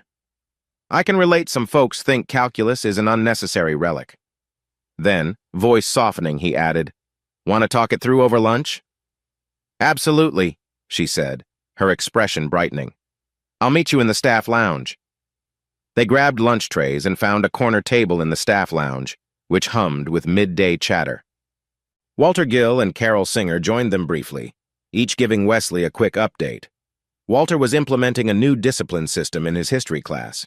Carol was finalizing labs for her sophomore science students, her divorce issues improving somewhat. In passing, Carol murmured to Wesley, "Thanks again for helping me find that attorney contact. It's not easy, but I feel more in control." She left them with a shy smile, heading back to her classroom. When it was just Wesley and Veronica, she leaned in, her eyes reflecting concern. "How about you? Everything okay on the home front?" He hesitated. "Layla took Chloe and Gemma to her mother's place. Michael's with me most days now. It's quiet but stable. I can't shake the feeling more legal hoops are coming." Veronica reached out, giving his hand a gentle squeeze under the table, a fleeting gesture, but one that sent warmth up Wesley's arm. "At least you have some breathing room, right?" "Right," he echoed. Their gazes held for a moment before they continued chatting about curriculum and upcoming district evaluations. After lunch, they parted ways. Walking back to his classroom, Wesley reflected on how calm he felt around Veronica, even with the threat of looming court proceedings. For now, he clung to the small joys of routine, teaching math, guiding new teachers, and glimpsing the future he might finally shape with Veronica by his side. 2 weeks later, a mild spring breeze fluttered through the open windows of Wesley's living room. Michael sprawled on the floor with an array of toy dinosaurs, making them roar as they battled. Nearby, Chloe and Gemma perched on the sofa, flipping through a homework packet. They visited regularly since Layla had settled in with her mother. Wesley found himself juggling teenage attitudes and a first grader's boundless energy, but somehow it felt right. From the kitchen, Veronica Wolf emerged carrying a tray of chilled lemonade. She'd dropped by after school to help Chloe brainstorm an upcoming project. Over the past few days, she'd become a gentle fixture in the household, never overstepping, yet always ready to lend a hand. "Okay, break time," Veronica announced, handing out glasses. "Chloe, you're reading The Great Gatsby for your English class, right?" Chloe nodded. "I have to do a character analysis. Ugh, so many metaphors in there." "That's the fun part," Veronica teased. She glanced at Wesley, who hovered nearby. "And your dad's the king of metaphors in calculus, so he can't tease you about complexity." Gemma giggled, sipping her lemonade. "Dad always tries to turn everything into a math example. He once compared heartbreak to a limit approaching negative infinity." Wesley smirked, coloring a bit. "Guilty as charged." A knock sounded at the front door. Layla stepped in, carrying a small bag. "Hope I'm not intruding," she said hesitantly. Her gaze flicked to Veronica. "Hi." Veronica smiled politely. "Hey, Layla." The kids brightened at their mom's arrival, though Michael scooted closer to Wesley, a reflex from the tension with Marcus. Layla offered a subdued nod, looking more at ease than she had weeks ago. "My mother's place is cramped, so the girls wanted some quiet study time here. Thanks for letting them hang out." "You're welcome," Wesley said simply. Layla's attention shifted to Veronica, who was rearranging some textbooks on the coffee table. Her expression flickered, maybe gratitude, maybe a hint of discomfort. "Veronica, thanks for helping Chloe. She said you gave her some pointers on that essay." "Yeah, just teacher stuff," Veronica replied, warmth in her voice. "She's got a real knack for analyzing symbolism." Chloe blushed. "Stop, you're embarrassing me." Everyone chuckled lightly, the tension easing. Layla cleared her throat. "I'll wait in the car, kids. Whenever you're done, take your time." She paused, glancing between Wesley and Veronica. "And Wesley? Thanks. I appreciate you stepping up for them." Wesley nodded, a quiet understanding passing between them. After Layla left, Michael hopped up to help Veronica store the leftover lemonade. Chloe and Gemma returned to their homework, and Wesley retreated to the kitchen with a thoughtful smile. The next day at Suncrest High, the tone was less cozy. The staff lounge buzzed with half-whispered gossip. Some teachers had noticed how frequently Veronica and Wesley were seen together. Although they tried to be discreet, rumors spread like wildfire whenever a male teacher and a female teacher spent a lot of time collaborating. Tongues wagged. "I heard they're an item," someone murmured as Wesley walked by. "He's older, but who knows?" Wesley felt his cheeks warm with irritation. He ducked into an empty classroom to collect his thoughts. A slight worry pinched his stomach. Would this affect Veronica's reputation or her comfort in the job? An hour later, Carol Singer cornered Wesley near the photocopier. "They're talking about you two," she said softly. "I just wanted you to know. Some staff members are raising eyebrows." "Thanks, Carol," Wesley replied, frowning. "Veronica doesn't deserve side eyes for being around me, not after all she's done to help." Carol shrugged sympathetically. "People love to talk. As long as you're not violating any policies, ignore them. Or if it gets worse, talk to Principal Whitaker." Wesley pressed his lips into a firm line. "We'll keep it professional at school. If it escalates, I'll handle it." He turned away, a swell of protectiveness for Veronica coursing through him. They'd found something meaningful amid the turmoil. He wouldn't let idle gossip taint it. Still, that night, as he lay in bed, he couldn't shake the worry that the rumors might press Veronica to back away. He had no intention of letting that happen. A crisp evening sky glittered with stars above Wesley's backyard. He'd set up a few folding chairs around the fire pit, inviting Veronica, Chloe, Gemma, and Michael for a small nighttime get-together. Smoke rose from the fire, carrying the sweet smell of toasted marshmallows. Despite the day's tension at work, the cozy scene felt like a balm. Michael giggled as he tried to roast a marshmallow, squealing when it caught a flame. Chloe swiftly blew it out, teasing him about his charcoal treat. Gemma scrolled through her phone occasionally, checking messages but still enjoying the vibe. Veronica sat next to Wesley, knees slightly touching. The flickering firelight danced across her face, highlighting her gentle smile. She looked content, immersed in the easy banter with the kids. Eventually, Michael announced he was tired. Chloe and Gemma took him inside to watch a short cartoon before bed, leaving Wesley and Veronica alone under the stars. "I love nights like these," Veronica murmured, eyes on the constellations. "Reminds me that life can be peaceful." Wesley nodded, the crackle of the fire filling the silence. After a moment, he cleared his throat. "Veronica, I need to say something." His voice wavered as nerves tightened his chest. She turned, eyebrows raised in curiosity. "Okay, you're scaring me," she teased lightly. "I've been thinking a lot about us," he began. "About how you've been a rock for me and Michael, for Chloe and Gemma, and how. I never saw myself finding someone again, not after 2 failed marriages. But with you, everything feels different." Her eyes softened, a swirl of emotion flickering there. "Wesley." He inhaled slowly, choosing his words carefully. "I'm terrified, honestly. Terrified of messing up, of hurting you.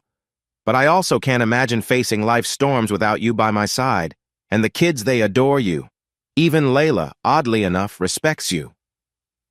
A faint, nervous laugh bubbled from Veronica's throat. "Well, I wouldn't say it's all smooth sailing with your ex, but we're working on it." Wesley gently took her hand. "I guess what I'm trying to say is, will you marry me?" Her gasp was soft, eyes widening in surprise. "What, are you serious? Wesley, that's—" She paused, a cascade of emotions crossing her features. Joy, fear, love, uncertainty. "Are you sure it's not too soon?" "I know it's fast," he admitted, heart-thumping. "But life has shown me how fragile everything is. I want to make this official at the end of the school year, or whenever you're ready. I want us to build a family that isn't broken, that stands strong." For a moment, the only sound was the fire's crackle. Then tears gathered at the corners of Veronica's eyes, though she wore a glowing smile. "Wesley, I do want that. I want you, and Michael, Chloe, Gemma. Just give me a second to process." He squeezed her hand, breath bated. "Yes," she whispered, voice thick with emotion. "Yes, let's do it. I'm not promising I won't freak out sometimes, but I want this." Relief flooded Wesley, and he leaned in, pressing a gentle, lingering kiss against her lips. The warmth in that moment surpassed even the fire's heat. When they parted, he noticed a quiet figure lurking by the sliding door, Gemma peeking out. "Dad," she said shyly. We kinda overheard. Are you guys gonna get married?" A blush crept onto Veronica's cheeks. Wesley chuckled softly. "Yes, that's the plan if you and your siblings are okay with it." Suddenly, Chloe and Michael appeared beside Gemma, excited grins lighting their faces. Michael bounced on his toes. "We have a new mom?" he piped up, eyes shining. Veronica's heart looked ready to burst. She knelt, arms wide, and Michael launched into them. Chloe and Gemma exchanged a look, then joined the group hug, echoing excitement. The crackle of the fire provided a comforting soundtrack to their half-laughter, half-sob of relief. Wesley watched it all unfold, heart brimming with gratitude. For the first time in ages, the path ahead felt lit by a promise of real happiness, no matter what storms might loom. In the days following Veronica's acceptance of Wesley's proposal, a strange hush enveloped their lives. Marcus Bennett, though in custody, sent ominous letters via his lawyer, thinly veiled threats insisting he'd fight any further charges. The tension simmered, a reminder that their newfound joy was fragile. At Suncrest High, staff chatter about Wesley and Veronica's closeness intensified when the rumor mill picked up a whiff of an engagement. She occasionally caught disapproving stares from older teachers, though Principal Whitaker discreetly supported them. Walter Gill slapped Wesley's back in silent congratulations, while Carol Singer grinned knowingly whenever Veronica flashed her ring a simple silver band Wesley had given her. Nothing flashy, but full of meaning. One afternoon, as Wesley locked his classroom, his phone buzzed with a number he hadn't seen in months. Fiona Donovan, his first ex-wife. He hesitated, heart pounding, then answered. "Wesley," Fiona's voice came, crackly with distance. "Hey, I heard from a friend that you're engaged again." He swallowed. "Word travels, I guess. Yes, I am." Why are you calling, Fiona? She sighed. Look, I know I messed up. I'm not calling to bring up old wounds. I just wanted to say, I'm happy for you. You deserve a stable family, after everything. A pause. I'm sorry for how I left things. He closed his eyes, a swirl of conflicting emotions rising. Thanks, he replied, voice tight. I appreciate that. I hope you're okay, wherever you are. She murmured a farewell, and the line clicked off. Wesley breathed out, leaning against the lockers. This was closure he never expected, another puzzle piece falling into place. That evening at home, Veronica guided Michael through a reading exercise at the dining table. Across the room, Chloe and Gemma giggled over a rom-com playing on the TV. Wesley stood by the kitchen island, phone in hand, reading the latest letter from Marcus's lawyer. The language was accusatory. Marcus claimed he was being set up, threatened to drag the entire family through more legal battles. Everything okay? Veronica asked, noticing his furrowed brow. He set the phone aside. Marcus's nonsense, blaming the world. I'm trying not to let it get to me. She walked over, slipping an arm around him. You have us, she reminded gently. He can't break what we're building. He kissed her temple, inhaling the floral scent of her shampoo. You're right. An abrupt knock on the door startled them. Opening it, they found Layla standing there, eyes ringed with fatigue. Layla? Wesley asked, stepping aside so she could enter. She gave a wan smile, glancing at Veronica with reluctant respect. I just got served with more paperwork from Marcus's legal team. He's trying to block the divorce finalization, and it might delay everything child support, custody updates. Wesley's stomach twisted. The fear that their troubles with Marcus would never truly end haunted him. Veronica touched his arm, silently urging calm. We'll fight it, Wesley assured Layla. He doesn't have a leg to stand on, not after the charges. It's just stalling tactics. Layla nodded, blinking rapidly. I can't believe I got tangled with that man. But I guess you warned me once. A sad smile tugged at Wesley's mouth. We can't change the past. She mustered a shaky breath. Anyway, sorry to intrude. I just wanted you to know. I'm meeting a new lawyer tomorrow. Chloe and Gemma, hearing their mother's voice, paused the movie and rushed over, hugging Layla. Veronica took Michael aside to show him a new puzzle, giving them a moment as a family. Wesley watched from the sidelines, feeling a mix of pity and relief, pity at Layla's battered spirit, relief that she was taking steps to sever ties with Marcus once and for all. Eventually, Layla left, arms around her daughters. The house fell quiet except for Michael squealing at a puzzle piece that didn't fit. Wesley sank into a chair, running a hand over his face. So, Veronica said softly, joining him, we keep marching forward, right? Wedding plans and all? A small laugh escaped him. You sure you want to marry into this chaos? She gave him a playful punch to the shoulder. Already gave you my yes, Donovan. Don't think I'm going anywhere. They shared a tender look, the weight of the day's stress lifting for just a moment. In that gaze was their silent vow. No matter how Marcus twisted the legal system or how the gossip swirled at school, they were forging a future no one else could dictate. That night, after Michael went to bed, Wesley and Veronica sat on the back porch under a canopy of stars. A gentle wind rustled the trees, carrying the scent of spring blooms. Veronica leaned against him, head on his shoulder. This is our calm before the next storm, he murmured. She laced her fingers through his. Let's make it count. No more words were needed.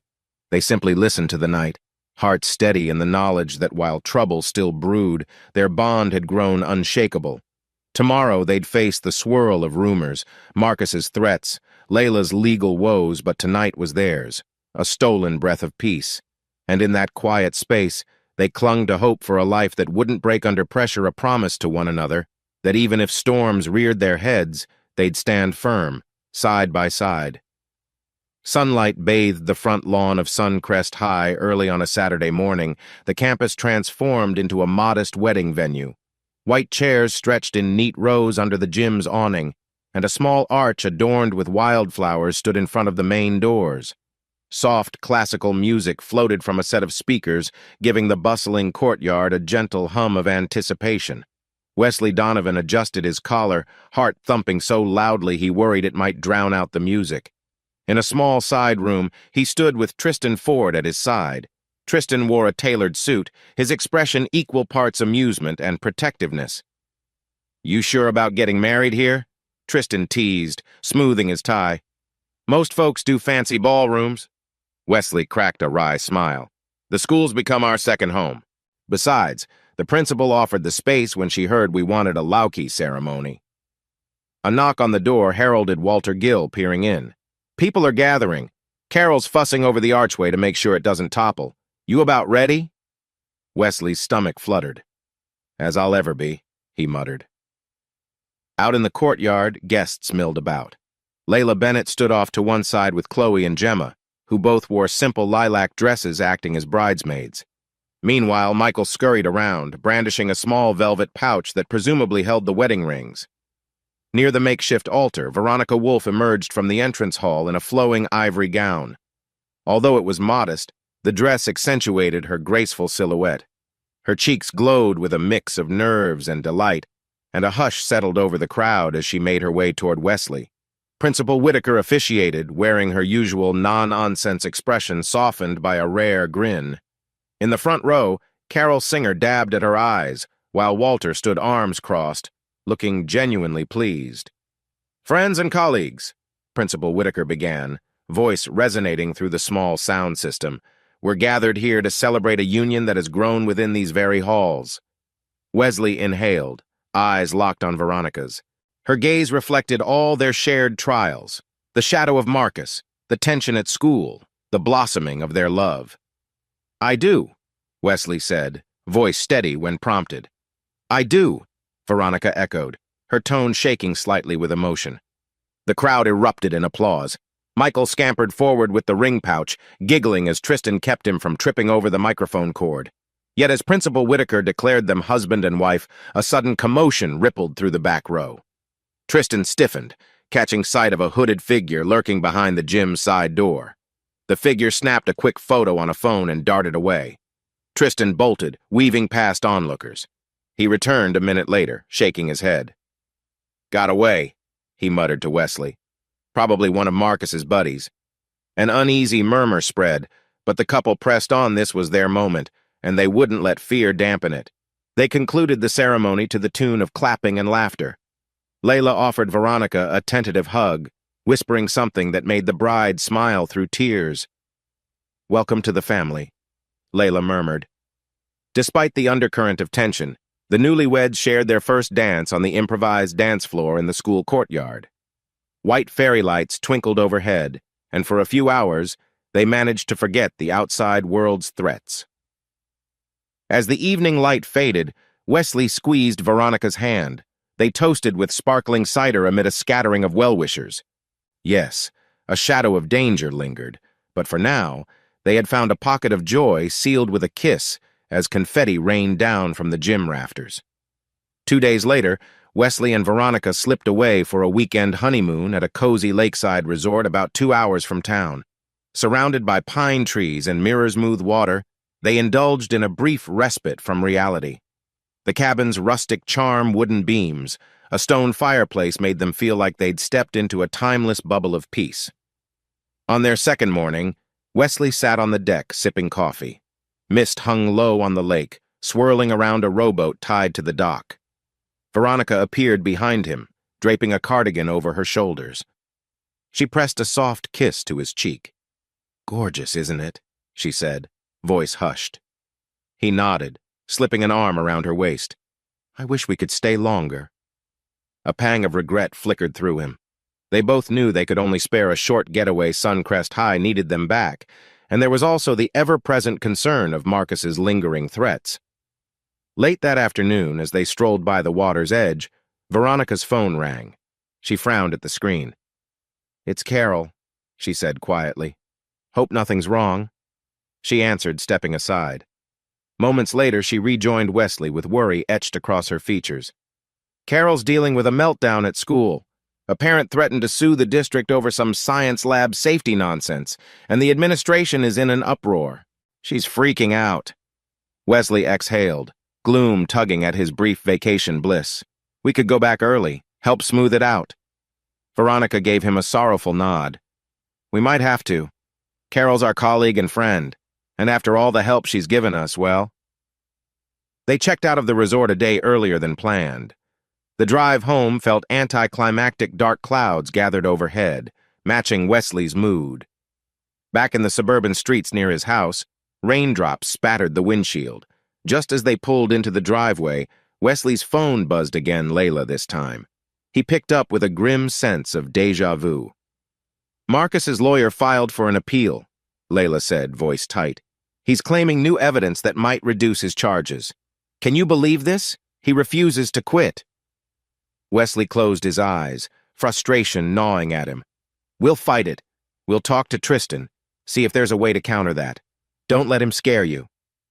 I'm trying not to, Layla said, voice wavering. Chloe and Gemma are tired of living under this shadow. I am too. Just keep me updated if you hear anything else. He agreed, ending the call. Veronica, listening from the passenger seat, touched his arm sympathetically. Marcus and his appeals some honeymoon surprise, huh? She murmured, attempting a wry smile. Wesley leaned back against the headrest. We'll get through it. We have to. Outside, the rain intensified, tapping a steady beat on the car roof. The short honeymoon had briefly lifted them above life's troubles, but reality was relentless, pulling them back into the fray. Yet a shared determination simmered between them. They were no longer facing these storms alone. The following week, Suncrest High buzzed with its usual blend of chatter and stress. With state exams looming and parents fussing about extracurriculars, Wesley juggled his duties as both teacher and newlywed. Gossip about his marriage to Veronica had cooled, though a few staff members still whispered behind closed doors. During a midweek lunch break, Chloe rushed into Wesley's classroom, clearly agitated. Dad, she gasped, I need your help. It's Grant. He cornered me in the hallway. Grant Farnell was a brash sophomore known for pushing boundaries. Wesley's stomach tightened. What happened? Chloe's eyes brimmed with anger and embarrassment. He made gross comments and patted me on the backside. I told him to stop, but he laughed. A hot surge of protective rage coursed through Wesley. Where is he now? Probably in the cafeteria. I had to get away.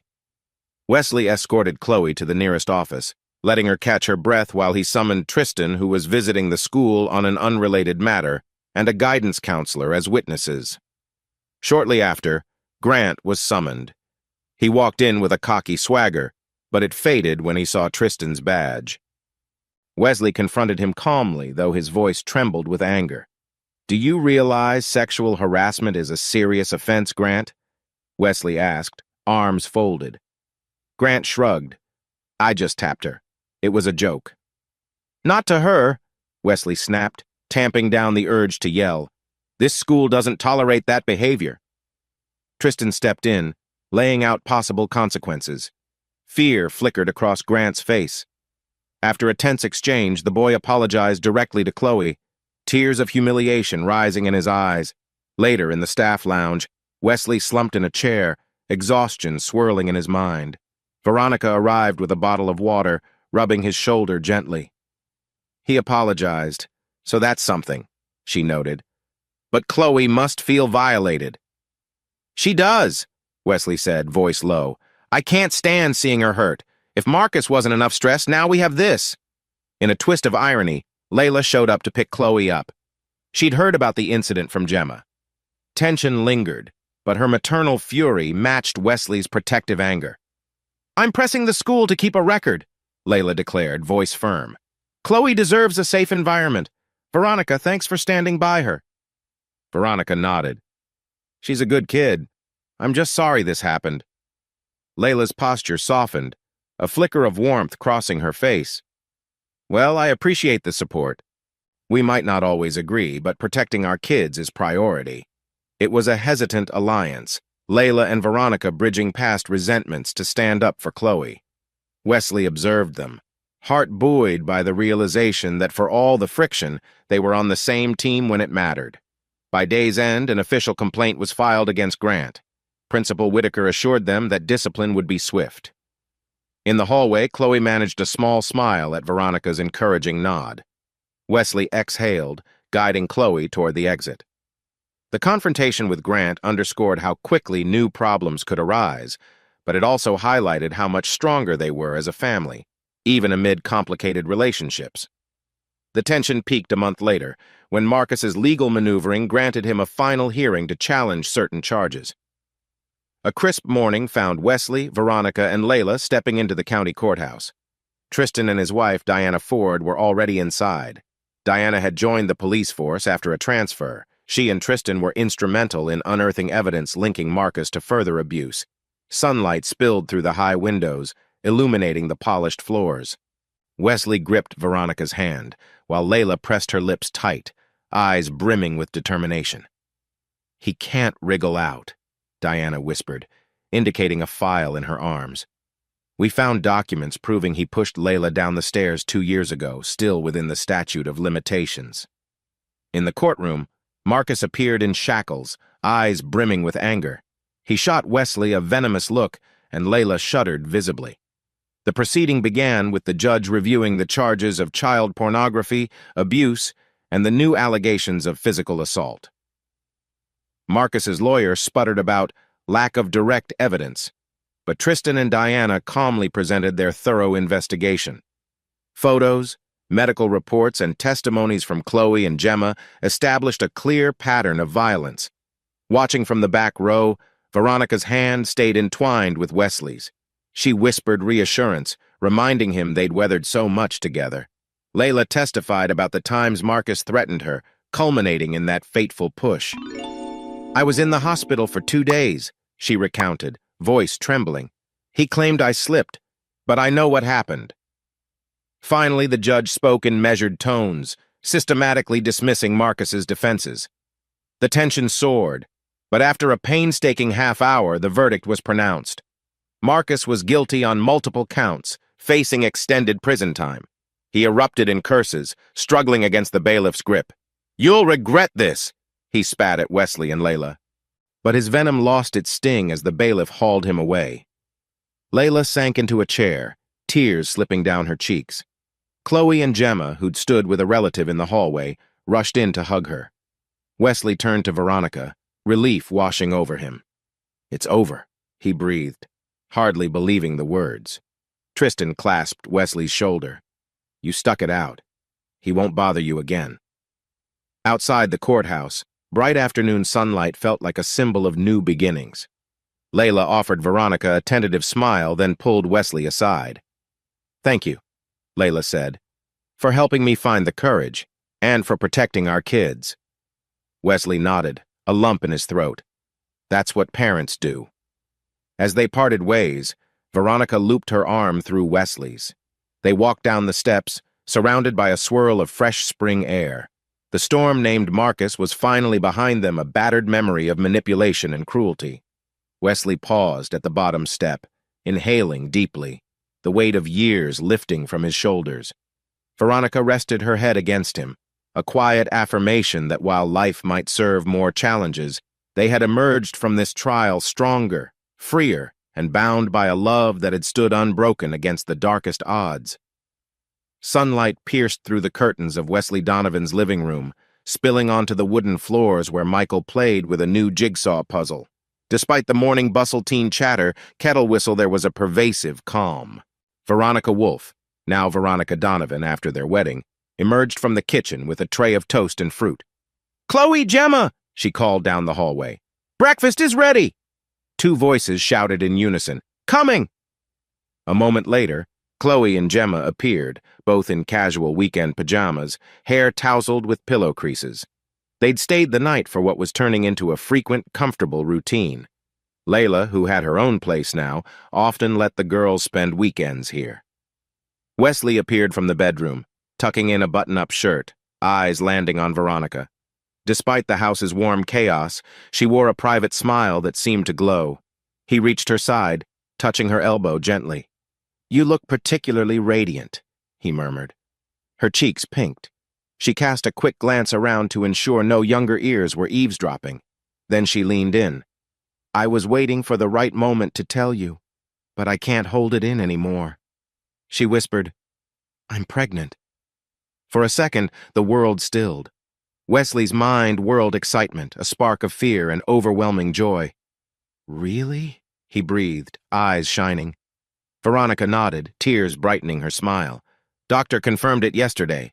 We're having a baby. An uncontainable grin spread across Wesley's face.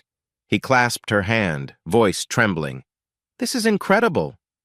Their tender exchange was interrupted by Michael's curious tone. Dad? Mom? Why are you whispering? He looked from one to the other. Mom, Wesley echoed with a soft laugh. He squeezed Veronica's hand, then turned to Michael with a conspiratorial wink. We'll talk more after breakfast, buddy. It's good news. The girls, hearing the subtle excitement, poked their heads in. Something we should know? Chloe teased, eyeing the two adults with a playful smirk. Veronica and Wesley exchanged a glance maybe later. They'd share the big reveal. For now, they basked in the secret, hearts brimming with a love that promised to grow larger, literally and figuratively. 2 months later, the summer sun heated the sidewalks outside Suncrest High. But inside, a flurry of activity marked the end of the academic year. Walter Gill strolled the hall with a spring in his step. He'd just wrapped up his first year teaching history, his classroom discipline approach earning him a commendation. In the staff lounge, Carol Singer bubbled with relief. I finally finalized my divorce, she told Wesley and Veronica, her eyes moist with happy tears. I'm focusing on the kids and teaching now. I feel like I can actually breathe. Veronica gave her a supportive pat on the shoulder. We're proud of you, Carol. Then Veronica added a bit shyly, I have news, too. Wesley squeezed her hand. After exchanging a quick glance, Veronica announced to Carol and Walter that she was expecting a baby come winter. Carol let out a gleeful squeal, hugging them both. You two are unstoppable, Walter teased with a broad grin. I remember when you were just flirting in the lounge, and now look at you married, baby, on the way. Soon, Principal Whitaker entered, clipboard tucked under her arm. She spotted the mini-celebration, eyebrows raised in curiosity. After learning the good news, the principal's stern face softened with genuine warmth. Mrs. Donovan? She emphasized Veronica's married name. I suppose congratulations are in order. Also, I'd like to talk with you about a potential opening. Head of the English department. Would you consider it next semester? Veronica's eyes widened. Me? But there are so many more experienced teachers.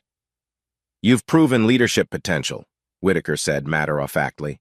We'll have to see if you're interested, especially given your new personal responsibilities. Think it over. Veronica blinked, overwhelmed yet thrilled. Wesley nudged her arm. You'd be amazing, he whispered, pride shining in his eyes. Meanwhile, Wesley felt a tug on his shirt. Michael, who had come in with Layla to pick up Chloe and Gemma, was darting around excitedly. The boy beamed up at his dad. I have a baby brother or sister, he whispered loudly. Wesley knelt, ruffling Michael's hair. That's the plan. You ready to be a big brother? Michael grinned so wide he nearly toppled forward. Yes! He scrambled off to share the news with Chloe and Gemma, who shrieked and high-fived each other.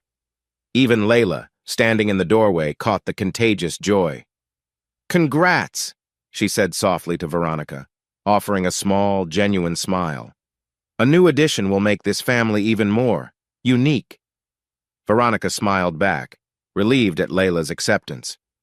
For all they'd navigated jealousies, misunderstandings, the bond tying them together had grown stronger than any rift. 3 years slipped by in a rush of milestones and memories. On a bright spring afternoon, Suncrest High hosted its annual community festival, a lively event with food stalls, student performances, and a carnival atmosphere. Old and new faces filled the campus, reminiscent of the day Wesley and Veronica exchanged vows here. Out on the practice field, a playful chase ensued. Michael, now 9, sprinted with a soccer ball at his feet. Behind him, Chloe, almost 17, pretended to tackle him in a mock sibling rivalry, while Gemma, 15, cheered from the sidelines. Nearby, a toddler with dark hair giggled in Wesley's arms. Ava Donovan, the child of Wesley and Veronica, clapped her tiny hands watching her older siblings. Ava wants to join the fun, too, Wesley chuckled, bouncing her gently. He wore casual jeans and a polo shirt, the stress lines on his face far less pronounced than years prior. Veronica, carrying a camera, snapped candid pictures. "She'll be out there kicking a ball soon enough," she teased, leaning in to kiss Wesley's temple. Scanning the crowd, Wesley spotted a small group. Layla chatting with Tristan and Diana Ford. Layla's own life had stabilized. She stood confidently, wearing a light summer dress, exchanging laughs with Diana. Meanwhile, a man named Robert, a quiet, kind-hearted accountant Layla had started dating, joined them. He knelt to greet Ava with a gentle smile, then bantered with Michael about soccer. Wesley felt a wave of gratitude. Seeing Layla content and her new partner fitting in so naturally was the closure they all needed.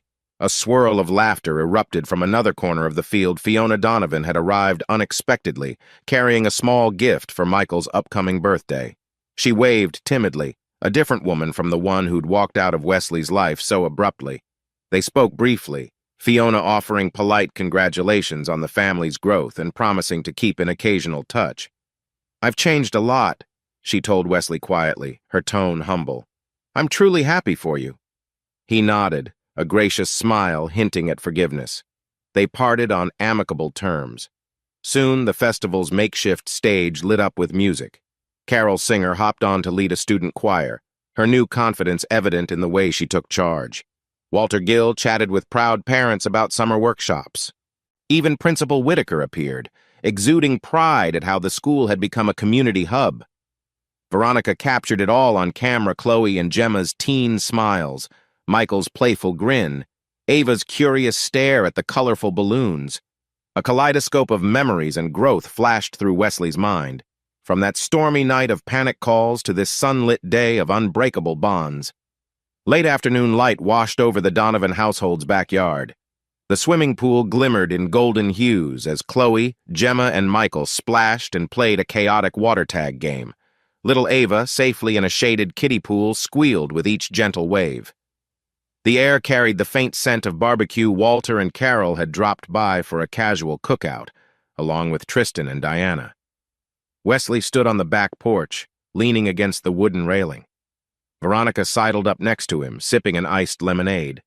Her eyes crinkled with a peaceful smile as she watched the children. "Hard to believe how far we've come," Wesley said softly, draping an arm around her shoulders. "Sometimes I wake up and expect another crisis to slam us, but it's quiet now." Veronica nodded, gaze lingering on Ava's joyful splash. "We deserve quiet. After everything with Marcus, the court battles, these moments feel like a gift."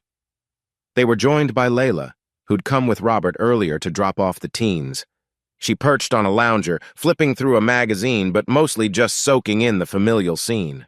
Catching Wesley's eye, she raised her glass in a friendly toast, a silent acknowledgement of their shared past and united present for the kids' sake.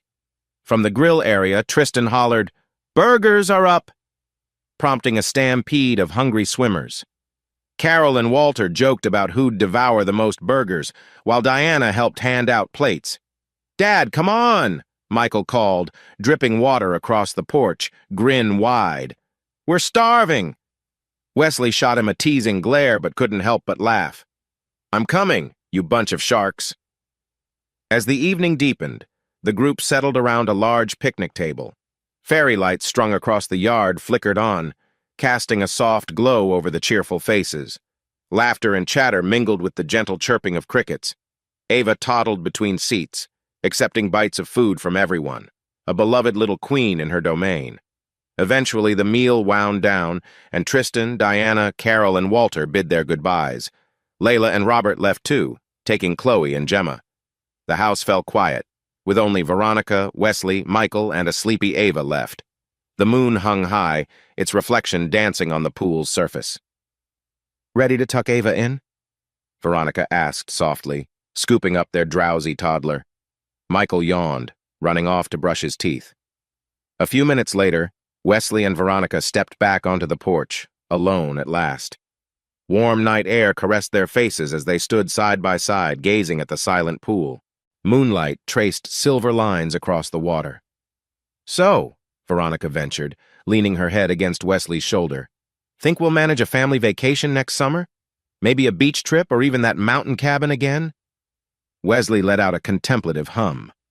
"A beach trip sounds perfect. We'll save up, maybe rent a big spot so Chloe, Gemma, and Michael can each bring a friend." He chuckled, imagining the joyful chaos. "And Ava will be toddling around, squealing at the waves." Veronica closed her eyes, smiling. "I love it, just us. No drama, no fears. A real future." A quiet sense of contentment settled over them. They had new dreams to fulfill, new joys to discover. And while life promised inevitable bumps, they trusted the foundation they'd built: love, resilience, and the unbreakable bonds of family. With a final glance at the shimmering pool, Wesley slipped an arm around Veronica's waist and guided her back inside. As the door clicked shut, the porch lights cast a warm glow behind them, a testament to the home they'd forged from the wreckage of old hurts. Somewhere, amid the silent suburban night, a gentle breeze carried the echoes of children's laughter, the promise of a bigger tomorrow, and the assurance that even after the darkest storms, light and warmth await. The end was only a beginning, an open invitation to the next chapters of a life built on hope, trust, and endless possibility.